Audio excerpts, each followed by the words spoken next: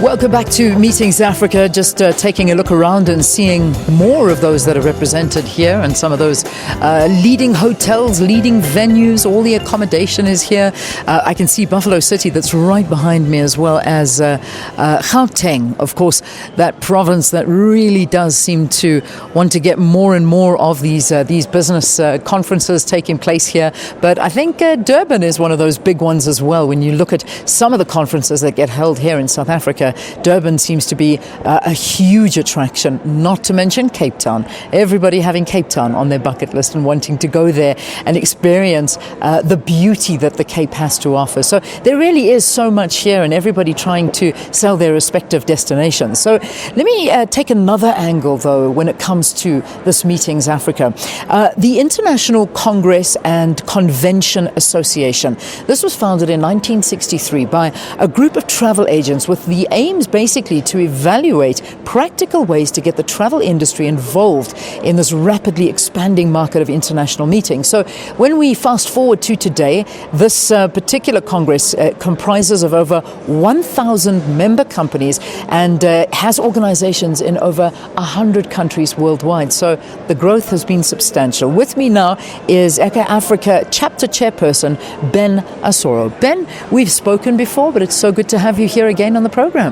Thanks for having me again. Yeah. This obviously is a highlight for you to come to, and I mean, this gathering of people is exactly what your organization stands for, no doubt. Yes, indeed, this is a very strategic gathering for people who are in the events industry, and a lot of business is being discussed here, and at the end of the day, this is what puts Africa in the limelight in as far as business tourism is concerned. In terms of your role as the Africa chapter in tourism, what is it? How do you play a role in all of this? As you rightly mentioned, ICA is a global organization. And recently, ICA established Africa chapter offices here in Johannesburg.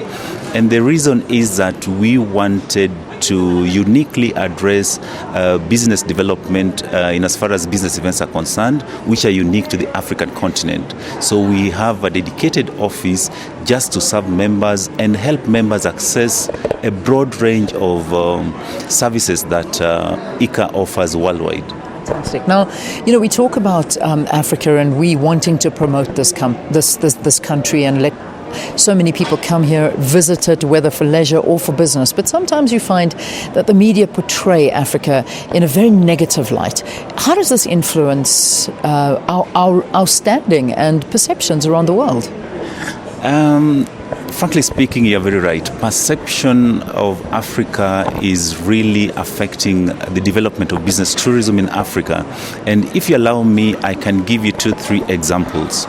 Unfortunately, bad news from Africa sells. And I remember just the other day when we had unfortunate event in the far northern part of Nigeria. And one of the international media houses was interviewing their correspondent from Africa, from Johannesburg. And it's very ridiculous how such a news coverage would how somebody from Johannesburg could be interviewed on a live show about an event happening 800 kilometers away from Lagos. Yeah. Example number 2. We've had a lot of media coverage on immigration issues from Africa, the unfortunate things happening in the Mediterranean. And the flip side of it is that the same media has not told us about so many Africans coming from all over the world, relocating back home with MBAs, with PhDs, and coming back to develop Africa. The other side of it is that the same media is not telling us how other people from the rest of the continent, Europe and elsewhere, are coming to actually settle in Africa. These are some of the examples which makes us believe that as Africa Chapter Chair or as Africa Chapter, we need to tell our own story. We need to promote and get people to learn or to appreciate the positive things that are happening in Africa, and by extension, it's going to make it easier for us Africans when we go out there to bid for conferences to come to Africa. People would appreciate where we are coming from. and of course know that Africa can actually offer the same level of services that you can get when you go for a conference in Europe or in America or elsewhere in the world.